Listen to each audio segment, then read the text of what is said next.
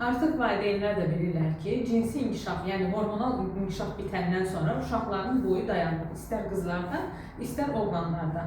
Qızlarda biz bunu menstruasiyanın başlaması ilə görürük, yəni cinsi inkişaf tamamlanır. Oğlanlarda isə xaya həcminin 25 milli olması artıq göstəricisidir ki, və yaxud da üzündə tüklənmə olması cinsi inkişaf tamamlanır, sümüklər, açıq boy zonaları qapanır və bundan sonra boy artımı olmayacaq. Bu ona görə baş verir ki, cinsi orqanlardan artıq hormonlar ifraz olunur, testosteron və o da estradiola çevrilir və sümüklərə təsir edərək boy zonalarının bağlanmasına səbəb olur. Amma bəzi hallarda istisnalar da ola bilər. Belə ki, cinsi inkişaf tamamlanmadan da boy zonaları bağlana bilər. Misal üçün, bu oğlanın nümunə çəkmək istəyirəm sizə. 14 yaşında müraciət etmişdir. Müraciət edəndə cinsi inkişafın orta mərhələlərindədir. Amma bəzi şübhəli məqamlar olduğu üçün zonalarına baxdıq. Cinsi inkişaf orta mərhələdə olsa da, boy zonaları artıq qapanmağa başlamışdı. Bu üç halda ola bilər.